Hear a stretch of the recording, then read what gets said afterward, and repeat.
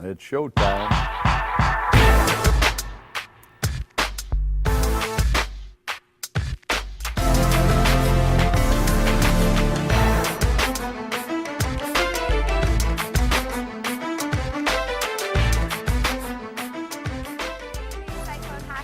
And welcome to the Al Murdoch Show. I am your host, Ivana Swice, and I am with the one and only Al Murdoch. How are you doing tonight, Coach? I'm doing good. I survived Valentine's Day. It was a barn burner, and we're still alive today. Oh, really? A barn burner? What were your plans? Oh, man. Jane and I, we set the streets on fire last night, I'll tell you that. We were dancing up a storm. We were singing. We were eating. We were doing everything. It was unbelievable. And I want to say hello to Maxine out there. She always tunes into the show, and it's going to be a great show tonight. It is. I heard that you got your wife a lovely card. What did it say? You bet. It was a great card, just saying all the nice stuff that I couldn't even put in words myself. It was great. It was one of those Hy-Vee special cards. Well, sounds great. All right, so we had quite the weekend against Lindenwood. If you could recap that for us, please. Yeah, we knew Lindenwood was going to be tough, and they always play tougher at home. I thought we gave them a good battle. Hudson was still recovering a little bit from jet lag, so it wasn't quite as sharp on Friday night. He allowed 6 goals on Friday night, and but you know, our team played well. We got a couple of goals. I felt we were pretty respectable playing against a team that had only lost 2 games this season. Saturday night we bounced back. I thought we battled right down to the last minute, and I'm real proud of our players and our coaching staff for all the preparation they've been doing. But too little, too late. 2-0 was the final score. I thought we had some excellent opportunities on the power play. We had a couple of opportunities on shorthanded, as a matter of fact, with a couple of breakaways, and just couldn't put it away.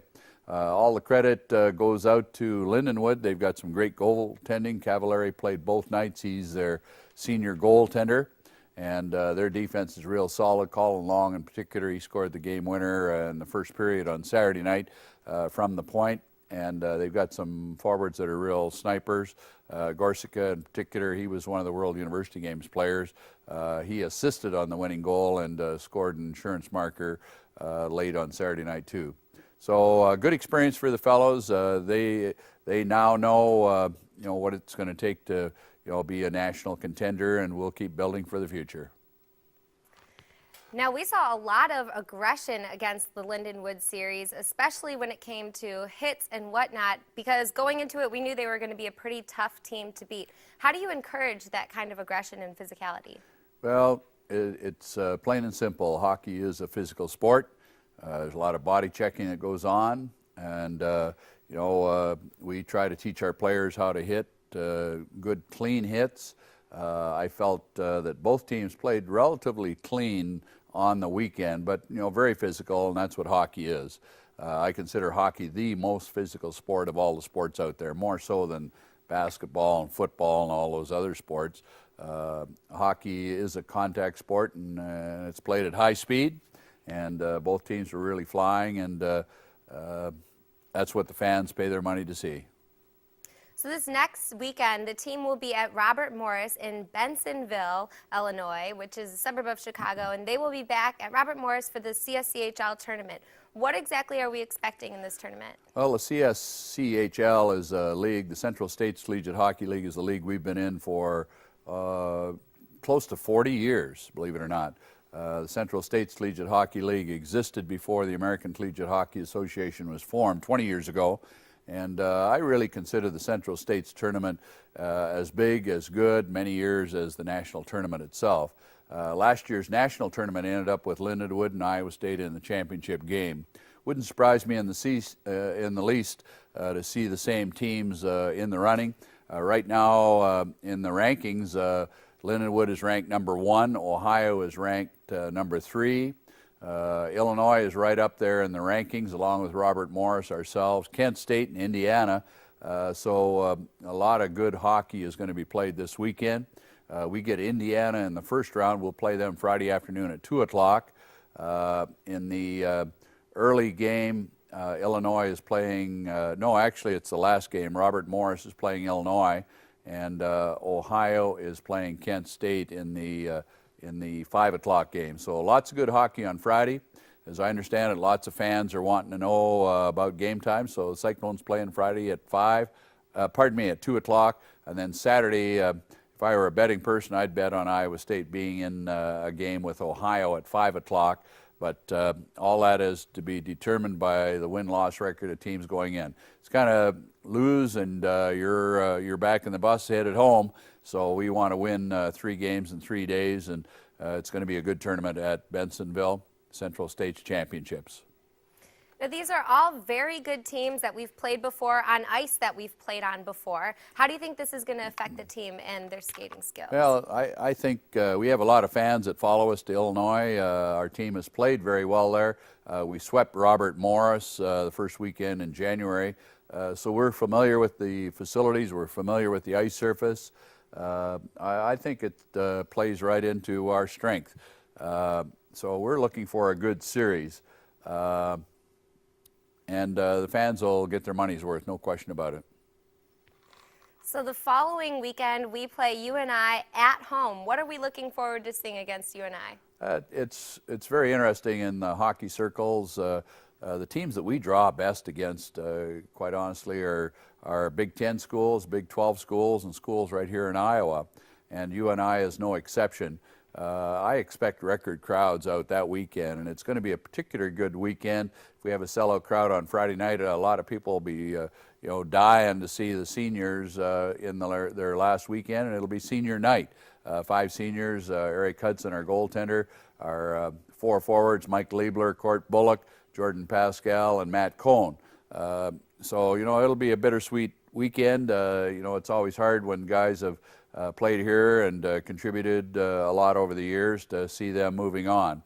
But it'll be a great weekend, and we're excited about it. All right, well, thank you, Coach. We're going to cut to a quick commercial break, and when we get back, we will be joined by Brandon Clark.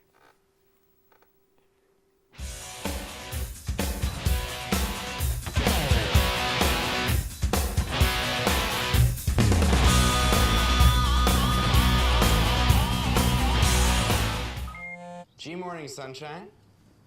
Wakey, wakey. Text me back. You don't figure out Jody's gonna move. Hey, did you tell your parents about us? Let's skip first period together. Did you get all my texts? Is practice over yet? Where are you at? Are you with your friends? That's L-A-A-A-M-M-E-E-E. Capital X, lowercase o, capital X, lowercase o. I love you. JK. I hate you. JK. Are you ignoring me? We're in a huge fight right now. Is this something I did? I can see your lights on. I'm coming This over. isn't a What'd you joke. dream about? Me? I'm lonely. Holla back. Holla back. Let's try something new. Nude pics. Send me some. Text me.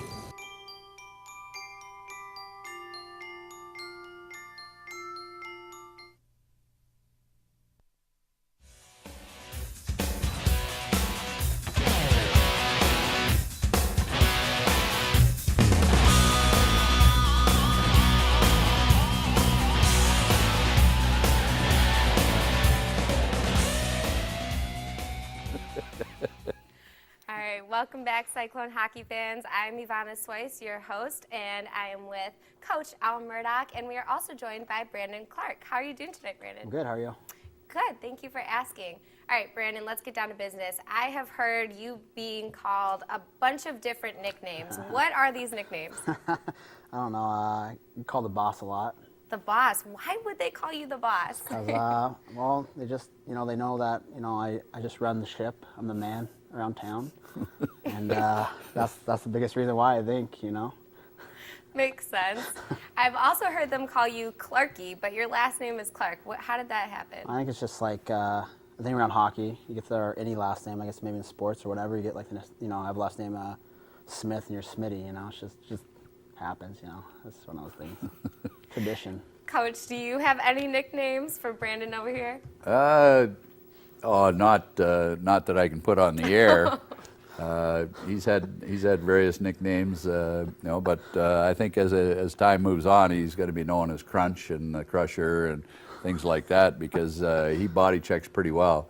Actually, at Lindenwood, he was one of our top players, and I think the Lindenwood players just kind of steered clear of any part of the ice that Brandon was on. He packs a punch. He doesn't shy away from the contact at all. He shoots the puck like a rocket. I was watching at practice today. He was just shooting rockets at the goaltenders. The goaltenders were fading off to other nets and some other parts of the ice when he was shooting today. So that's always interesting, and I like to see it. He's a good team player. One of those silent leaders. He doesn't wear a letter on his jersey yet, but I think down the road in the future he probably will be. I think Crunch and Crusher are pretty appropriate nicknames. I've seen you on the ice, and you're very aggressive, definitely one of the more aggressive players. How do you maintain that aggression throughout the entire game? Well, I don't know. I think I just try to work hard. That's the biggest thing. Try to be assertive. Take away time and space from other guys out there, and it makes the game easier for me. So I guess when you're throwing the body around a bit, wear people down, and that's basically it. So. We had Coach describe your skating style just a little bit, but could you please put some of that into your own words? I don't know. I worked on my skating when I was younger a lot. That was one of the biggest things I worked on. So I thought, it was important for me to be a good skater above all else, being a shooter or anything else. So I'm pretty, fluid, and you can transition fairly well from different zones, and especially going back to play defense, it makes it nice.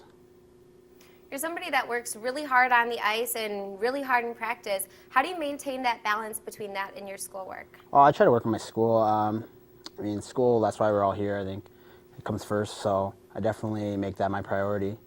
But it's just something I've just been used to my whole life, so it just comes in kind of naturally, I guess.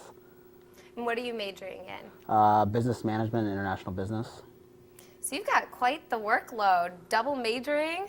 Yeah, it's not too bad. It's not as bad as it sounds. It's business that I'm not sure what I want to do with it yet, but I'm working on it. So is there anything that you feel like you've learned in class that you would be able to apply on the ice as well? Just taking advantage of the time that I have. I guess that's not really within class, but when I have a few minutes here and there, do some homework, and on the ice, just I can put a little extra work in, or do a little bit more, just managing my time. It's all time management, I think, when you're in college and playing a sport and doing schoolwork. So. I know that being on the marketing staff, Coach has some pretty strict academic policies for us as well, in addition to what he has going on for you guys. What exactly are those policies? Well, I think it's just basically, perform in the classroom, as like he says, on the ice to our best of our ability. I know, like, if in our league we have to maintain a certain GPA to be eligible to play, and so, but it's school comes before hockey, and then there's hockey. So school, family, hockey, those three different things. So yeah, it's pretty important. Well, it sounds like you've got your hands full. What do you do in your free time? I just in my free time, I'm either just hanging out with my roommates, relaxing, or there's not much the free time. There's your watch movies. Pretty much the same thing everyone else does in their free time, I suppose. And you actually live with a couple of other guys that play on the team, Jordan Pascal and Jake Flynn, correct? Yep. How does that affect your skating style on the ice when you're skating with them? Well, it's nice. I guess maybe I'm a little more partial to those two because they are my roommates, but also, I think we're all harder on each other as well. We both go home and we talk about whatever's going on, and we criticize each other, but at the same time we also comment and pick each other up all the time too. So it's kind of nice living with guys on the team. How do you find that you keep each other motivated? Oh, it's just always competition, I think. We're just always, nobody wants to lose. Especially in our house, we play video games or just messing around, or, nobody wants to lose. So that's the biggest thing. It's just wanting to compete all the time. So it's good. Now, Coach, you've got a lot of different members of the team that also live together. Have you noticed that they maybe have more chemistry or even less chemistry on the ice? It's not overly noticeable. I think a lot of them can leave, their academics and their home life separate when they get to the arena. They're a hockey player, and Brandon's a good example of that. You've got to keep a balance. You've got to do well academically. If you're not doing well academically, then you're not going to be practicing or playing hockey, and all the fellas know that. In addition to that, we do a lot of community service, and I'd pay compliments to Brandon along with a lot of other guys, but Brandon does some mentoring in the community with, maybe some of the people who don't have all the things that maybe we had when we were growing up, the underprivileged, kids that, maybe have a tougher time at home. And I know I've gotten lots of compliments in regard to Brandon, especially, working with some of the youth in the school system here in Ames. Brandon, could you tell us a little bit about that mentoring? What do you do? Yeah, I work with the GRIP mentoring program. It's in the elementary schools here in Ames. I go in once a week and work with one of the students there. We just spend time, we just talk about, life and things that maybe they can't talk about. Parents or teachers, and, just do whatever they want. It's their time, so I go into it, and it kind of just combines. I do that in the summer as well. I work a lot of youth centers, so, it's easy to transition into working with kids here, so it's just nice. It's fun. Enjoy it. And what are your responsibilities as a mentor and as a youth leader? Well, I think mostly it's just to set a good example, try to set them on the right path, because we've all been on a road or something, made mistakes here and there, and it's mostly just to make them the best that they can be. And that's when I work with kids, that's kind of what I want to do. It's just, I might not make all the right choices, but I want to make sure that they're doing everything that's going to put them in the right direction for later, for their future. So. Well, thank you, Brandon, for all of your efforts on the ice and again for contributing back to our community. We appreciate it on behalf of the marketing staff. We are going to cut to a quick commercial break, and when we get back, we will be joined by Tacey and Lauren, some of the Cyclone hockey cheerleaders.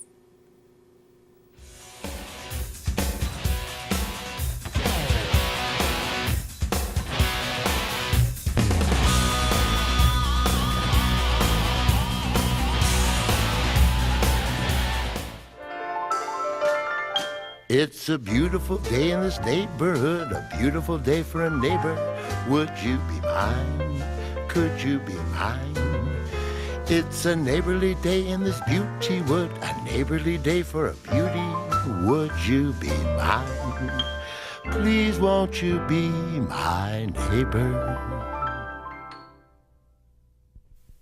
I'm starving. What's for breakfast?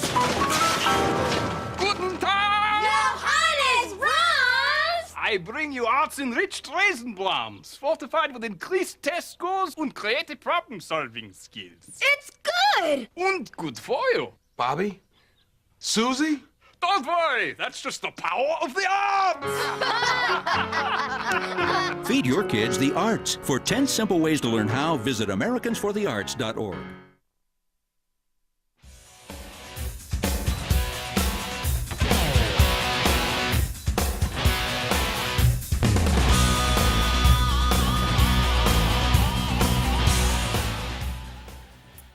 Welcome back, Cyclone hockey fans. I'm Ivana Swice, and I'm with Coach Al Murdoch, like we've done these introductions earlier. And now also, I'm being joined by Tacey and Lauren. How are you guys doing tonight? Pretty good. Good, great. Good. All right, so you guys are some of our very own Cyclone hockey cheerleaders.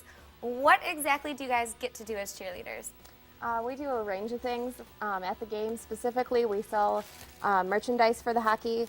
We sell programs and Chuck a Puck. We do during the first intermission, or during the second intermission, and then Scoro during the first on the ice. And we help out with the merchandise table downstairs. And with 50/50 is another one of our promotional things we do. And lately we've been raffling off free Cyclone hockey t-shirts also.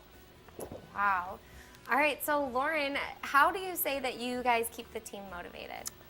Well, we like to display our posters for the guys during the games to show our support, as long as cheering and pumping up the crowd and just getting everyone going and keeping the spirit alive.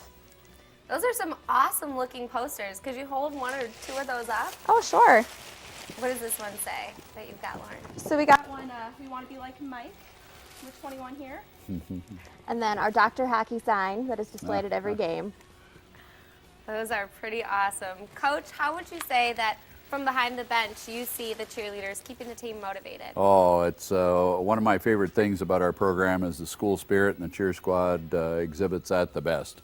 And they work overtime all the time. They're making posters, they're doing cheers, they're doing Chuck a Puck, they're doing 50/50, they're doing Scoro, they're on the ice, they're doing a lot of community service, and they're going to have a cheerleader clinic coming up. So all the people out there, if you've got daughters or granddaughters or sons or grandsons that would like to be part of a cheerleader clinic, I think it's going to be one of the best. All right, so Tacey and Lauren, tell us a little bit about this cheerleading clinic. Well, it's going to take place next Saturday, February 26th. We're going to have the group, anyone from K through 12 can participate as long as they sign up. And it's going to take place from 11 a.m. to 1 p.m. We're going to teach the group a couple of cheers, maybe a dance or two, and then that evening they can come join us and cheer at the UNI game. That's pretty exciting that they're going to be able to get to be with you guys right almost on the ice. You guys are so close and cheering. How is that going to really keep the team motivated? I think it'll add a different element to like the crowd and kind of spice things up a little. They'll get to have a larger group cheering along with us. Maybe the players will be able to hear us more, and it'll just be overall louder and more exciting. That is really exciting. Okay, so would you guys mind demonstrating one of the cheers that you're going to teach at the cheer clinic? Sure. I guess this is one of our crowd favorites, so I guess we can go ahead and do that. Awesome. Keep it up. Keep it up, keep it up, keep that cyclone spirit up. Keep it up. Cyclone. Way to go. Unbelievable, That was awesome. unbelievable. School spirit at its best. And I've even heard some of the fans get involved with your cheers. They've picked them up pretty quickly. Yes, they do. All right, so during this cheer clinic, what all is going to be happening during the physical cheer clinic? Okay. When we first start, the little girls will probably come in. We'll do introductions, basically who we are, what we do, that kind of thing. And then I think we're going to split them up into groups based on age. So we'll have probably a group from like kindergarten to second grade, and from like third, fourth, and fifth grade, and then a group of middle schoolers, and then a group of high schoolers. And then each of those groups will be assigned to a different cheer girl, and we'll all, teach them about the same cheers, dances, and get together for lunch at the end. Well, that sounds pretty exciting. And how can these girls sign up? They can sign up through Heather Rowling, our head coach. You can find her contact information on the flyers. The flyers are online at the hockey website as well as on Facebook. You can contact her through her email or phone number. All right. Well, Tacey, we've actually gotten to see you at a couple of marketing meetings, and it's rumored that you may be taking a position of captain. Can you tell us a little bit about that? I'm pretty excited to do it.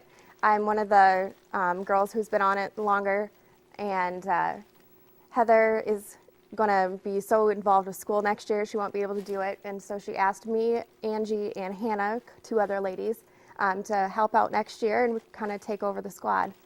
So in addition to keeping the team motivated, you're also going to have to keep the other cheerleaders motivated. Yes. How are you going to do that? Basically, just at our meetings and our practices, we go over cheers, we go over dances, but we also have a lot of time where we sit, talk about what's going on in our lives, and just kind of vent to each other and be a cheer squad to connect.